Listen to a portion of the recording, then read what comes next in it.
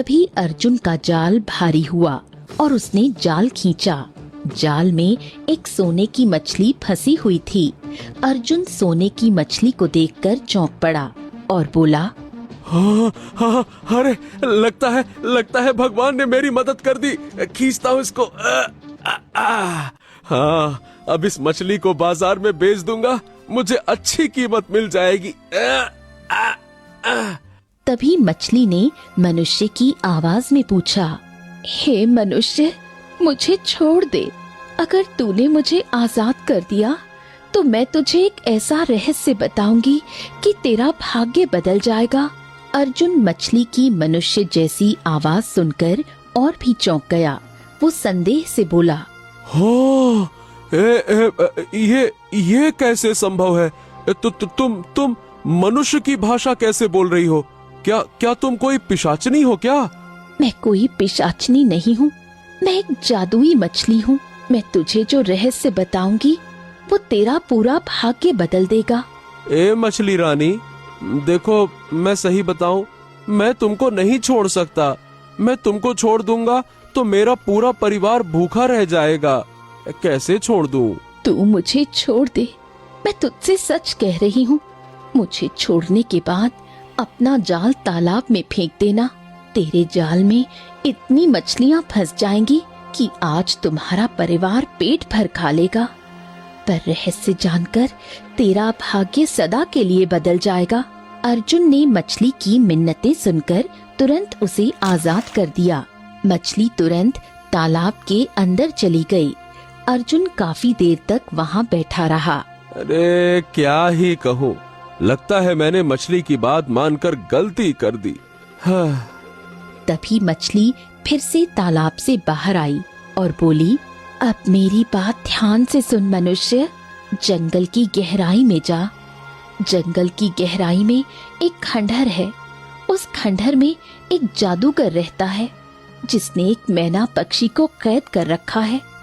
तू जादूगर के चंगुल से उसे आजाद करा दे, तेरा भाग्य बदल जाएगा। अर्जुन चौंक गया। हैं?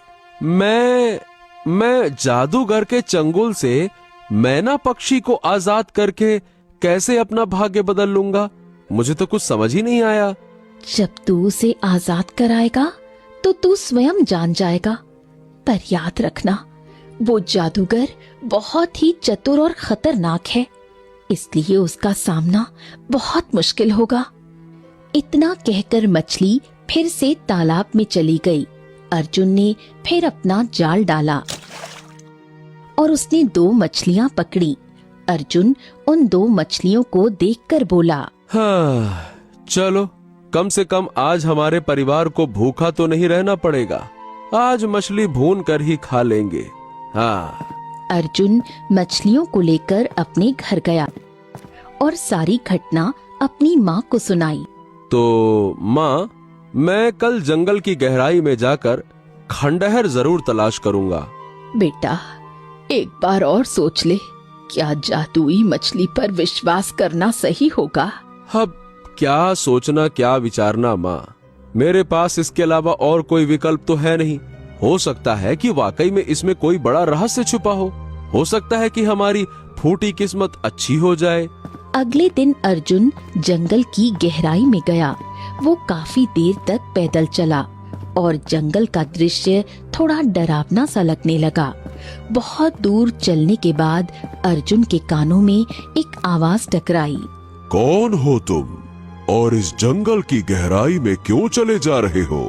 क्या तुम नहीं जानते कि जंगल बहुत खतरनाक है? अर्जुन पलटा और देखा कि एक साधु वहाँ खड़ा था। अर्जुन साधु के पास गया और अपनी बात बताई। प्रणाम साधु महाराज। साधु महाराज, मैं जंगल में एक खंडहर तलाश रहा हूँ। मुझे मछली ने बताया कि वहाँ एक जादूगर है जो मैना पक्षी को कैद किए हुए है। अगर मैं उसे आजाद कर दूं तो मेरा भाग्य बदल जाएगा। साधु चौंका और रहस्यमय अंदाज में मुस्कुराया। बड़े बहादुर हो जो मछली की बात मानकर यहाँ पे आ गए। पर क्या तुम्हें लगता है कि वो जादूगर कोई सामान्य व्यक्ति है? वो जादूगर बहुत ही खतरनाक है। वो तुम्हें मार देगा। हाँ, मुझे इस बात की कोई परवाह नहीं है साधु महाराज। मैं तो रोज अपने परिवार को गरीबी और दुख के कारण मरते हुए देख रहा हूँ, और गरीबी से ज्यादा खतरनाक इस दुनिया में कुछ भी नहीं होता। पर एक बार फिर से सोच ले बच्चे, अपनी जान खतरे में डाल रहा है तू। वो जादूगर कोई साधारण जादूगर नहीं है, बल्कि बहुत ही शक्तिशाली जादूगर है। और तूने बताया कि तेरा एक परिवार भी है। अगर तुझे कुछ हो गया तो तूने कभी सोचा है कि तेरे परिवार का क्या होगा? अर्जुन फीकी मुस्कान दिए हुए साधु की ओर देखकर बोला। वैसे मेरे जीते जी भी मेरे परिवार के साथ क्या हो रहा है? मैं उनके लिए कुछ भी नहीं कर पा रहा साधु महाराज। न खाने को है, न जीने को है। क्या करूं? हाँ, नियति ने मुझे एक मौका दिया है और मैं इस मौके को छोड़ूंगा नहीं। भले ही मुझे अपनी जान क्यों न गंवानी पड़े, पर मैं अपने परिवार के लिए कुछ भी करूंगा। इसका मतलब तू पक्का फैसला करके आया है। हाँ, और मैं अपने कदम हरगिज वापस नहीं लूंगा। साधु मुस्कुराते हुए बोला। तो ठीक है, मेरा आशीर्वाद तेरे साथ है बच्चा। पर तुझे एक बात बताता हूँ, जब तू खंडहर तक पहुंच जाए तो जादूगर से अचानक से उसका सामना मत करना। जादूगर दोपहर के समय खंडहर से कुछ देर के लिए चला जाता है, इसीलिए दोपहर में ही तू खंडहर में प्रवेश करना और वहां जो मैना पक्षी होगी उससे बात करना। हैं? मैना पक्षी से बात करना? तो क्या मैना पक्षी भी मनुष्य की आवाज में बात करती है? हाँ, वो मैना पक्षी कोई साधारण पक्षी नहीं है, वो भी मनुष्य की आवाज में बात करती है। ठीक वैसे ही जैसे तूने मुझे बताया कि तुझे उस मैना पक्षी के बारे में एक जादुई मछली ने बताया, और वो जादुई मछली भी मैना पक्षी की आवाज में बात करती थी। उस मैना पक्षी की बातें सुने बगैर जादूगर से सामना मत कर लेना, वरना तेरी हार निश्चित है, क्योंकि तू जादूगर के सामने नहीं टिक पाएगा। लेकिन हाँ, वो मैना पक्षी तुझे एक रहस्य बताएगी। उस रहस्य को जानने के बाद तू जादूगर के सामने जाएगा और तब जाकर तू उस जादूगर से जीत सकता है, और फिर तेरी विजय पक्की है। हरिओम हरिओम हरिओम। इतना कहकर साधु वहां से चला गया। अर्जुन कुछ देर वहीं खड़ा रहा और फिर आगे बढ़ गया। बहुत दूर पैदल चलने के बाद अर्जुन को खंडहर दिखाई दिया। दोपहर का समय हो चुका था। हाँ, यही समय है खंडहर में प्रवेश करने का। आराम से जाता हूँ। अर्जुन खंडहर में गया और देखा कि एक पिंजरे के अंदर मैना पक्षी बंद थी। मैना पक्षी अर्जुन को देखकर चौंक गई। तुम यहाँ क्या कर रहे हो? जादूगर कुछ ही देर में आ जाएगा। देखो मैना पक्षी, मैं तुम्हें जादूगर के चंगुल से आजाद कराने आया हूँ। मछली ने मुझे बताया कि अगर मैं तुम्हें आजाद करूँगा तो मेरा भाग्य बदल जाएगा। तुम मुझे ऐसे आजाद नहीं कर सकते। पहले तुम पास के बूटी के तालाब में जाकर स्नान करो। कहते हैं कि बूटी के तालाब में स्नान करने से तांत्रिक और शैतानी मंत्रों से सुरक्षा मिलती है। बूटी के तालाब में स्नान करके शाम को फिर यहाँ आना।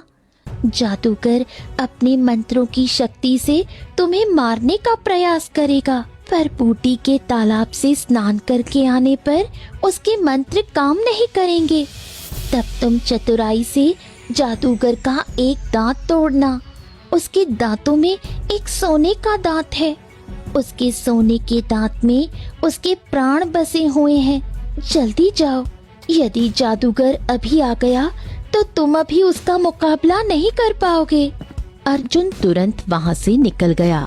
कुछ ही देर बाद रंग बिरंगी आभा के बीच जादूगर खंडहर में प्रकट हुआ। उसने मैना पक्षी की ओर घूरते हुए कहा। बगड़बम बगड़बम बगड़बम, मुझे मनुष्य की गंध आ रही है। सच बता, क्या यहाँ कोई मनुष्य आया था? दफा हो जा यहाँ से जादूगर, तेरा मनहूस साया जब से इस खंडहर में पड़ा है तब से यहाँ मनुष्य तो क्या कोई जानवर भी नहीं आता। जादूगर क्रोधित हो उठा। बस आज रात का इंतजार कर ले मैना, कल मैं तुझे मार कर तेरी बलि देकर हमेशा के लिए अमर हो जाऊंगा। अगर मुझे तुझे अपनी तांत्रिक शक्तियों के लिए इस्तेमाल नहीं करना होता तो अब तक तुझे मार देता। तेरी बकवास अब और नहीं सुन सकता मैं। मैना पक्षी चुपचाप अपना मुंह फेर लेती है। उधर दूसरी ओर अर्जुन ढूंढते ढूंढते एक तालाब के किनारे पहुंचा। हाँ, क्या यही बूटी का तालाब है जिसके बारे में मैना ने बताया था? हाँ, मैं जड़ी बूटियों का तालाब हूँ, लेकिन सुन ले, अगर तूने स्नान किसी बुरी नियत से किया तो जलकर राख हो जाएगा, और अगर नेक काम के लिए स्नान करेगा तो तुझे कोई नुकसान नहीं होगा, क्योंकि मैं एक जादुई तालाब हूँ। अर्जुन ने बिना देर किए तालाब में स्नान किया। बाहर निकलते ही उसके पूरे शरीर पर रंग बिरंगी आभा चमकने लगी। लगता है तूने सचमुच अच्छे कार्य के लिए स्नान किया है। हाँ। अर्जुन वहाँ से खंडहर की ओर चल पड़ा। खंडहर तक पहुँचते पहुँचते शाम हो चुकी थी। जैसे ही अर्जुन अंदर गया